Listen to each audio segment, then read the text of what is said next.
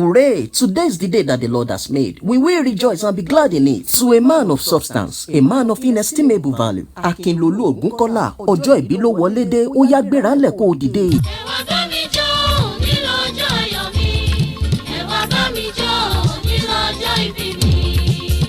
Ẹkùn ọkọ Táyélolú, ilé ló bá wà ní òwòde, ẹ̀kúnlé ló bá wà ní òwòyẹ̀wò, yàrá ló bá wà ní òwò kọ́kàn lé. You are an accountable man, trustworthy and decent. Indeed, you are a man loved by many. And for these reasons, we all have gathered to celebrate your big day in a grand style. Ọgọ́ta ọdún lórí ilẹ̀ Ìpẹ́. Ọpẹ́ ní fẹ́lẹ́dùà ọba aláwòrán bíi ká mú tẹ̀gàn kúrò ká tún fi tẹ̀gàn kún. Bàbá alára kẹ́bí mọ́ra. Tẹ̀rítọ̀ yàyà ni bàbá Tinúkẹ́ fi ń bá wọn lò láwùjọ. Akinlolu Ogunkola, a lover of God, generous to many. You are a symbol of humility and kindness. Your love for children is incomparable. Today, as you celebrate your 60 years birthday anniversary, it is our prayer that your love over your children shall be full. Bàbá Tinúkẹ́, you shall reap in fullness the fruits of your labour. Ṣèbọn ní bọ́dún bá kọdún mèrègún amáwọ̀ tuntun wálé ayé. Ǹlẹ́ o bàbá rere, akíkanjú ọkùnrin mẹ́ta Táyélolú sọ wípé ẹyẹ tí ìdoríkodò bí àdéhùn tí ì sí nínú igbó irú èèyàn bí ọkọ mi ṣọ̀wọ́n. Ọkọ mi yọ lókèrè, ayé rò póṣù ló yọ. Ojoojúmọ́ ni Ìlera àti Tinúkẹ́ ọmọ yín pinnu mọ́ wípé ìfẹ́ tí bàbá wa ní sí wo lẹ́lẹ́gbẹ́. Àgbàlagbà tí ò jẹ́ kí ìwà tó dópin ọmọ ni bàbá wa. Ǹlẹ́ o ẹ̀gbọ́n Folúṣọ́ Akínàgbà,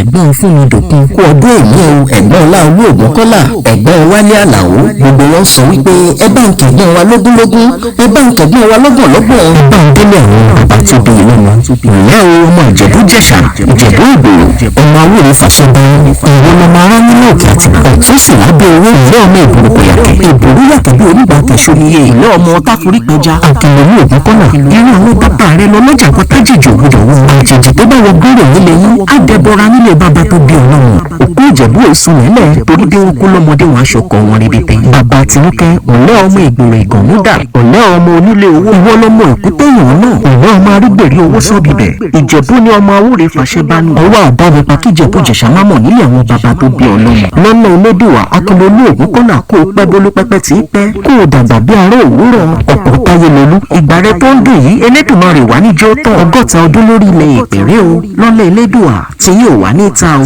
Táyélolú sọ wípé ọkọ mi ṣẹ̀kẹ̀rẹ̀ báwọn ròde ìbànújẹ́, lọ́nà Elédùà ò ní mọ̀kòrò láyé rẹ. Lára ọmọ yín sọ wípé bàbá mi àràlẹ́ máa dá ẹ̀ ní dáràn. Tinúkẹ́ sọ wípé bàbá mi orógbó ló ní ẹgbó, obì ló ní ẹbí kó dànù, lọ́nà Elédùà a ò ní fi ń ṣàwátì. Akinlolu Ogunkola, ìyá yín sọ wípé igi àràbà níyìn, ògo ńlá níyìn pàápàá. Àrídùnnú ló jẹ́ fún wa ò, lọ́nà Elédùmarè ògo náà wà ní ìwọ mi. Folúṣọ́ Akínàgbà sọ wípé ẹ̀gbọ́n mi ìṣọ́ Elédùmarè ò ní fi yín sílẹ̀ láéláé. Fúnmi-Dòkun sọ wípé ẹ̀gbọ́n mi afúnni ni yín, you are a philanthropist, lọ́nà Elédùmarè ẹ̀ ní tọrọ jẹ, ẹ ò ní wà kísà kẹ́yìn aṣọ. Ọláolú Ògúnkọ́lá wá sọ wípé ẹ̀gbọ́n mi ọlá yín tó ti ń lọ wájú ò ní rẹ̀yìn, ẹ ò ní fọlá pìtàn pé ẹ ti lówó rí. Wálé Àlàó náà sọ wípé ní gbogbo ibikíbi tẹ́ ẹ bá wà, gúúsù àríwá ìwọ̀ oòrùn àti ìlà oòrùn, ohun rere á wá yín rí o. Ká mú tẹ̀gàn kúrò ká tún fi tẹ̀gàn kún. Ẹni rere l'Akinlolu Ogunkola, olùfẹ́ eré ìdárayá pàápàá jùlọ eré bọ́ọ̀lù àfẹsẹ̀gbá. Afàdúrà jagun, ẹni tí kì í fọ̀rọ̀ Ọlọ́run ṣeré. Gbogbo wa ń sọ pé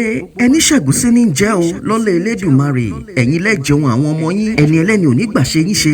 Ọkọ Táyélolú, ọdọọdún ni láǹso lógúnlógún, ọdún kò ní dé ká má rọmọ òbí lórí àtẹ o, ọdọọdún la ó máa rí yín bá. Akinlolu Ogunkola, òjòjò oníṣòwò kó má lè nájà o, kòkòkò làrọ̀ tá ó máa lè àṣẹ ṣàmọ́dún. Ó ṣeun o, ó ṣeun, Jésù, Jésù, ó ṣe o, Jésù, Jésù, ó ṣe o, Jésù, Jésù, ó ṣe o, Jésù,